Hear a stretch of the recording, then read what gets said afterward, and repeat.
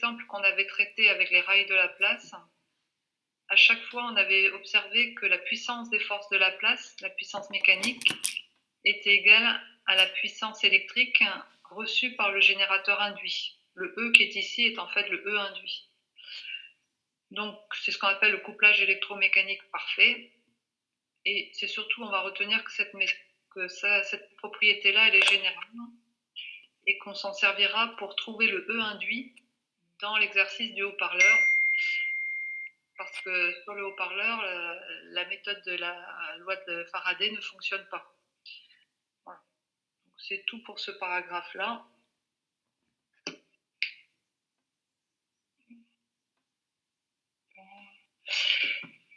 Ensuite, donc, ah oui, j'étais revenue en arrière sur votre cours que vous aviez écrit à la main sur les rails de Laplace. Donc les rails de Laplace, c'était ce dispositif-là. Vous m'entendez toujours? Oui. Oui, c'est bon. Oui.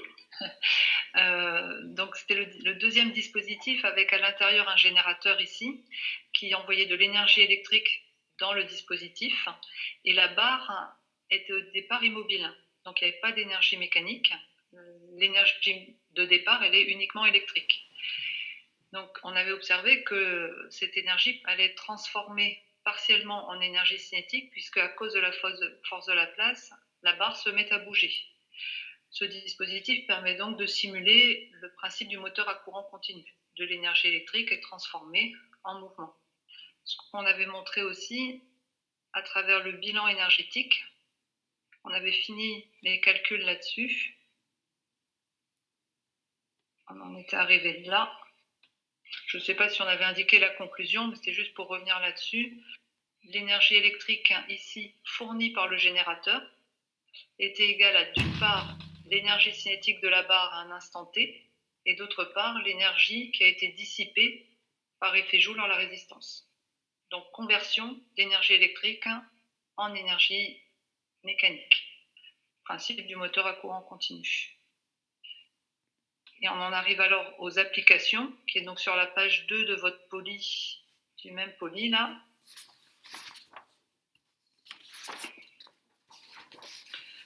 Voilà, les applications d'induction.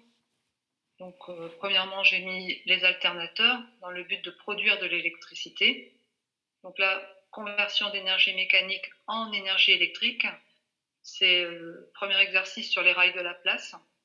On avait fait bouger la barre au début et on avait observé qu'un courant était apparu dans le circuit.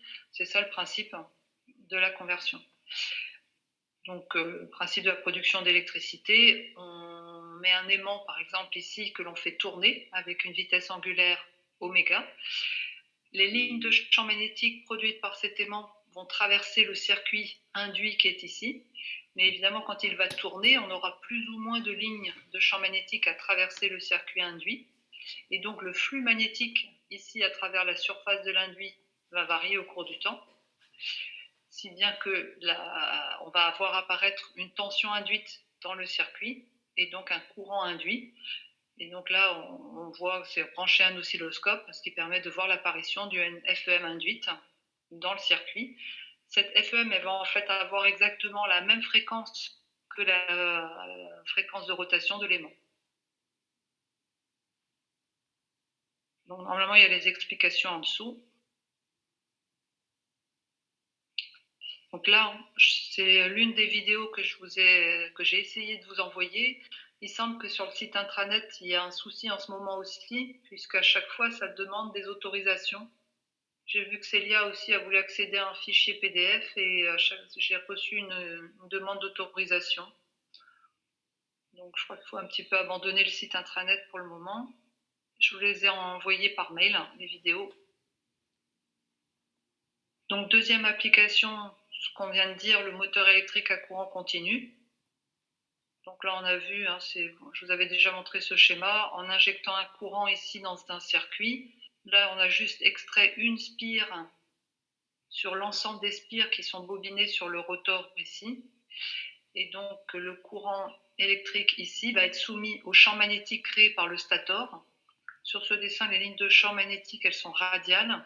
Et donc, ça va engendrer une force de Laplace sur tous les brins de la spire. Et ça va provoquer la rotation de la spire, donc du mouvement. Troisième type d'application ou de problème, d'ailleurs, les courants de Foucault. Là aussi, il y a une vidéo donc, que je vous ai envoyée. On met un disque, un pendule, en fait, ici, avec un disque de cuivre ou de métal à l'extrémité, et on le fait osciller. Et l'ensemble est placé ici dans un champ magnétique assez fort, créé par un électroaimant. Et quand on met en route l'électroaimant, quand on applique le champ magnétique, on observe le freinage du disque ici, à cause des courants de Foucault. Comme on a une pièce métallique en mouvement dans un champ magnétique, on va avoir de l'induction de type Lorentz. Et on sait que par ces effets, l'induction va s'opposer à ce qui lui a donné naissance. Or, ce qui a donné naissance au phénomène d'induction, c'est le mouvement du pendule. Et donc, l'induction, par ses effets, va s'opposer au mouvement du pendule en le freinant. Et alors, parce qu'on va avoir donc des courants induits dans la partie métallique de cuivre qui est ici. Mais cette fois-ci, c'est des courants dans une pièce massive de métal. C'est ce qu'on appelle des courants de Foucault. Donc, les applications de ça peut être, on peut vouloir freiner des pièces volontairement par induction. C'est le principe notamment des freins dans certains camions. Alors, du coup, ce principe de freinage par induction va fonctionner à haute vitesse, parce que plus la vitesse est grande, plus moins d'effet sur dt sera grande et le phénomène d'induction sera important. Donc les freinages par induction sont efficaces à plutôt haute vitesse. Leur avantage par rapport au disque à friction, par rapport au frein à friction, c'est qu'il n'y a pas de frottement, justement, et donc pas d'usure de pièces. Ça se fait voilà, sans contact, sans frottement. Alors, le problème, évidemment, c'est que ces courants de Foucault-là vont aussi dissiper l'énergie par effet Joule dans la résistance du disque qui est ici. Et donc, progressivement, l'énergie cinétique du mouvement, elle est dissipée par effet Joule. Soit on a réellement envie de freiner l'objet et c'est une application, soit c'est quelque chose de pas voulu et c'est embêtant.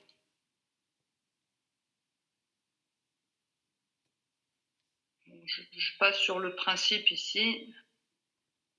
Alors, normalement, vous ne pouvez pas avoir trop de problèmes sur les courants de Foucault parce que ça n'est pas des conducteurs filiformes.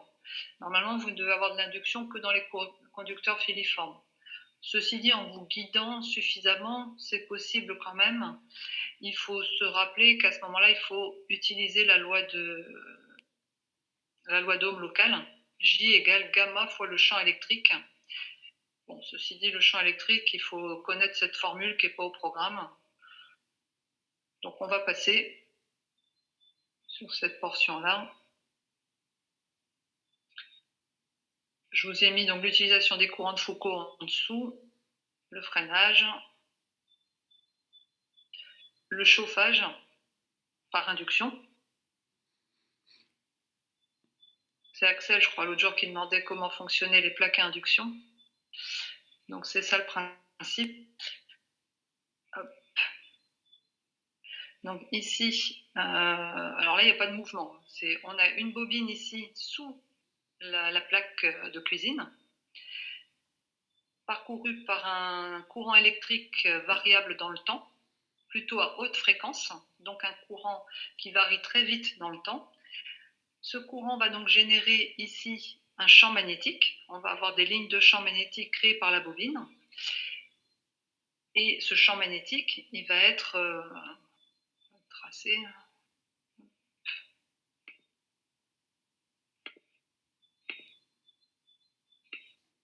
Donc là, on a un champ magnétique B, mais qui va dépendre du temps, puisque le courant d'alimentation de la bobine dépend du temps. Et donc, on va avoir ici, dans le fond de la casserole, un flux magnétique, phi. Ça va être B fois la surface ici de la casserole. Donc, on va avoir un phi qui va dépendre lui aussi du temps. Et par conséquent, on va avoir une FEM induite dans la casserole, et donc des courants induits dans le fond de la casserole ici. Ces courants induits, c'est ce que l'on appelle les courants de Foucault, l'énergie électrique va finir par se dissiper par effet Joule dans la résistance de la casserole. Et c'est cette énergie électrique transformée en effet Joule et donc en chaleur qui va être transférée par conduction thermique et par convection à l'eau qui est dans la casserole, de façon à faire cuire les aliments. Donc ça, c'est le principe de la plaque à induction. Et donc, dès qu'on stoppe la plaque, en fait, ici, dès qu'on stoppe le courant électrique I, ici, eh bien, on stoppe tout le phénomène et on arrête de chauffer le fond de la casserole. Par contre, on ne chauffe pas la plaque vitrocéramique qui est ici. C'est uniquement la casserole elle-même qui est chauffée. D'où la nécessité particulière qui permet d'avoir un flux magnétique important.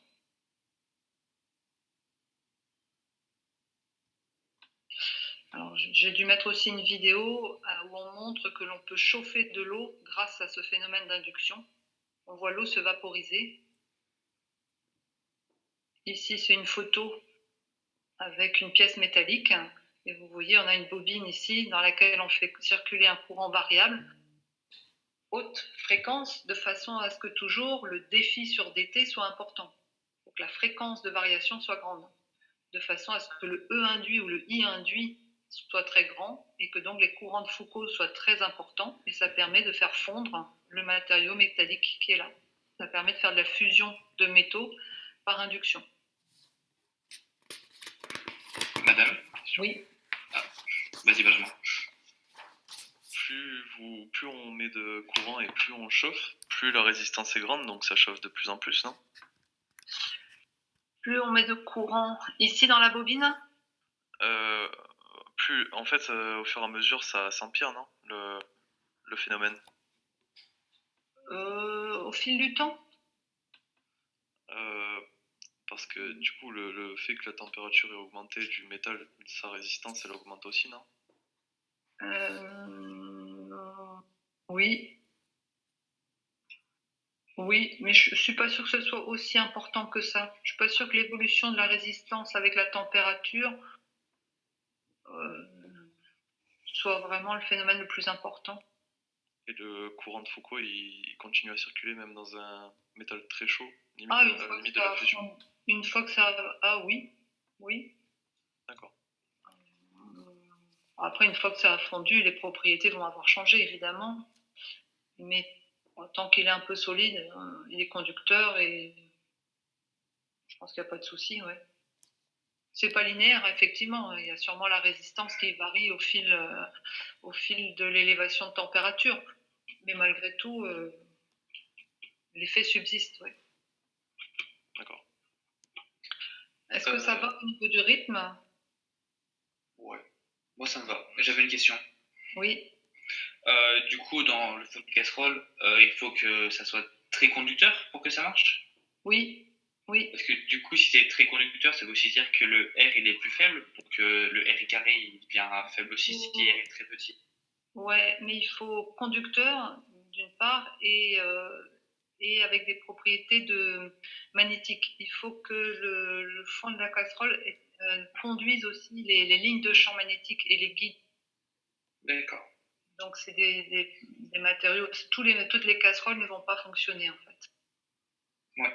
Guider les lignes de champ magnétique pour que l'effet soit important. Ok, d'accord, merci.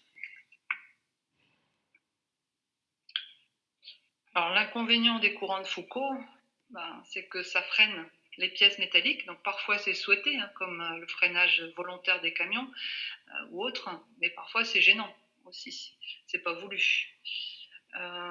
Dans un alternateur aussi, une partie de l'énergie électrique en fait, qui va être générée peut être perdue aussi par courant de Foucault et par chaleur. Dans un transformateur aussi, on en parlera après du transformateur dans le cours E2, on a des carcasses métalliques comme ceci, sur lesquelles sont bobinés le circuit primaire et le circuit secondaire. Et la carcasse métallique, justement, elle sert à guider les lignes de champ magnétique. On le verra tout à l'heure. Et le problème, c'est que dans cette carcasse métallique, on va avoir des courants de Foucault induits, et donc une perte de l'énergie à travers ces courants de Foucault. Et donc, ce qu'on fait, c'est que la carcasse, elle n'est pas pleine, elle n'est pas d'un seul bloc, elle est en feuillet. Il y a un feuilletage de ce bloc métallique, et entre chaque feuillet, il y a un vernis isolant qui empêche les courants de Foucault de s'installer dans cette direction-là. Les courants ne peuvent pas passer d'une feuille à l'autre, et donc ça limite l'apparition de courants de Foucault, et donc ça limite les pertes du transformateur.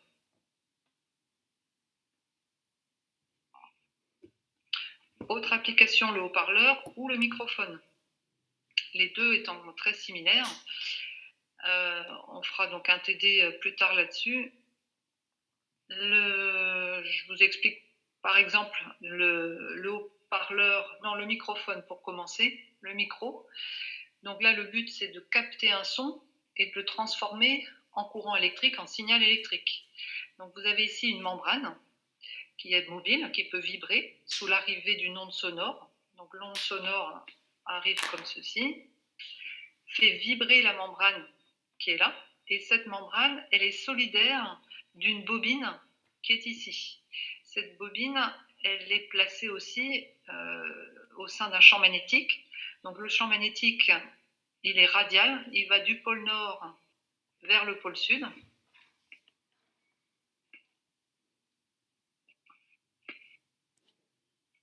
Comme ceci. Donc là, je l'ai dessiné, il est radial un petit peu partout.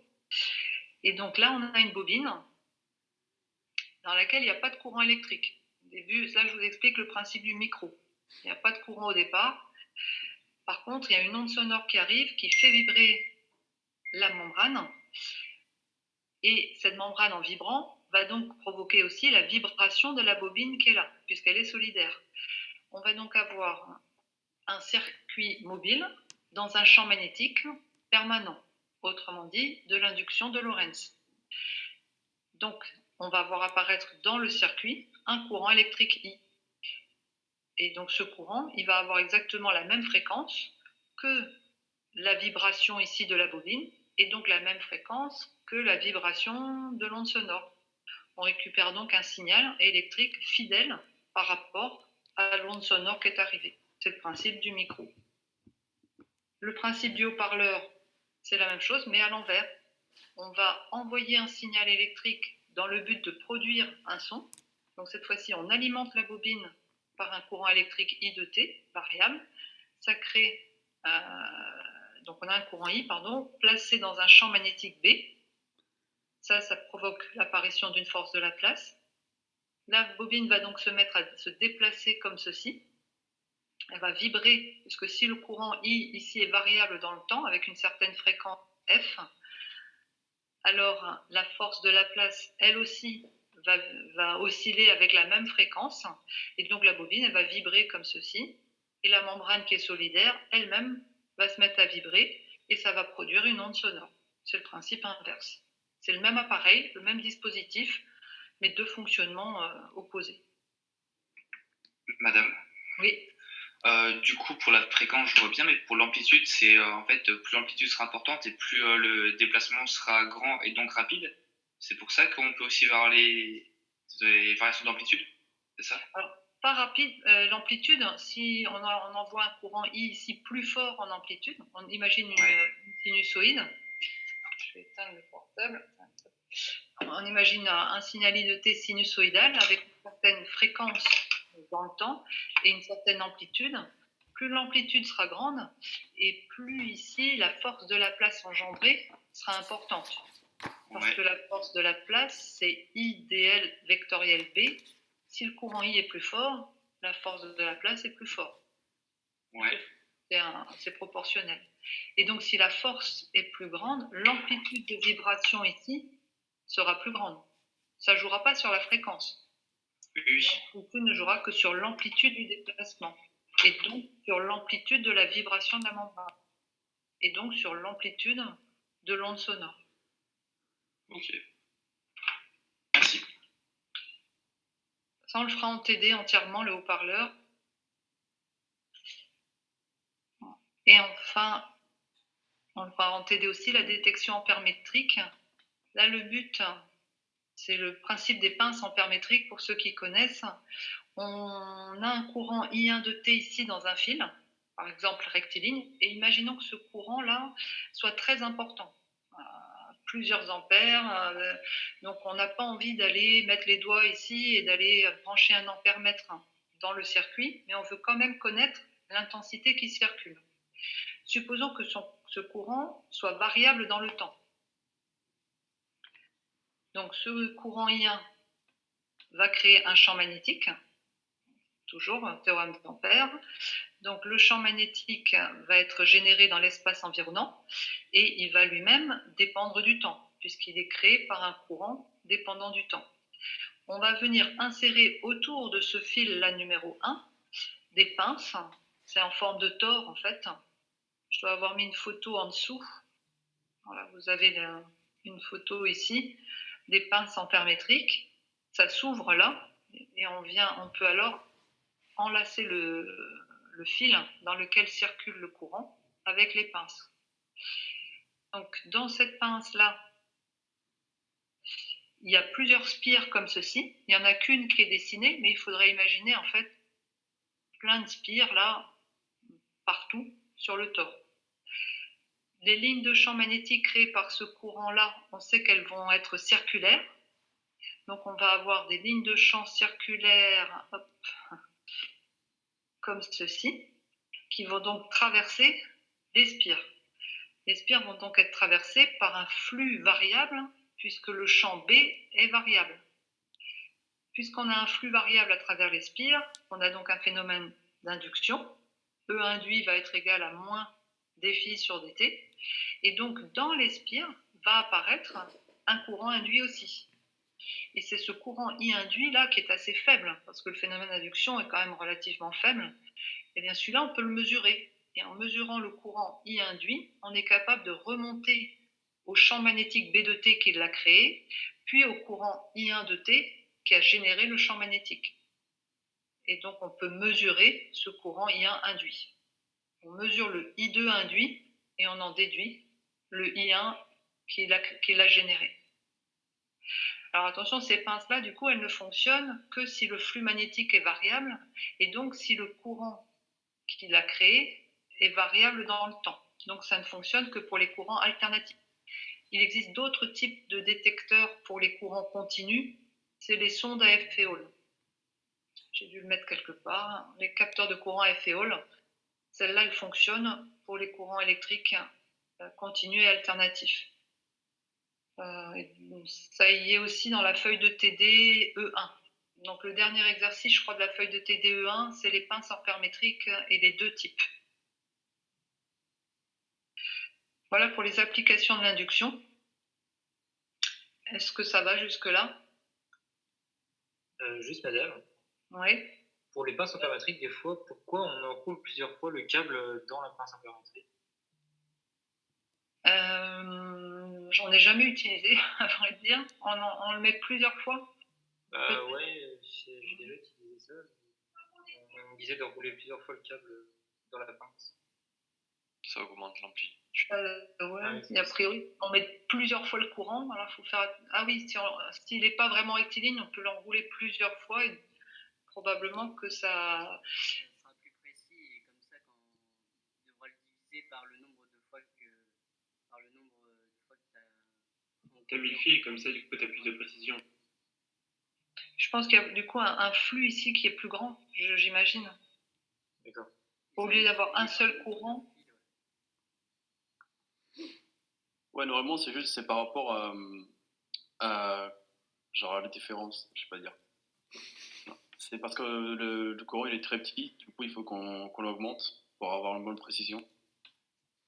Oui, c'est ça. Je pense que si ça permet d'avoir, au lieu d'avoir un seul courant, ça permet d'en avoir plusieurs n fois. Si on a fait plusieurs boucles, on a n courants ici, et donc le flux ici est plus important, et donc le courant induit est plus grand. Parce que ces courants induits, ils ne sont pas très forts. Hein. D'accord.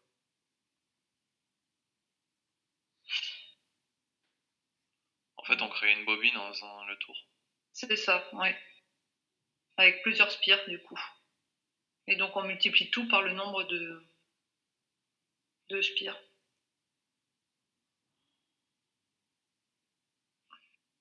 Voilà. Donc ça, c'était le cours E1. Il nous restera à faire le TD. Et on peut basculer sur le cours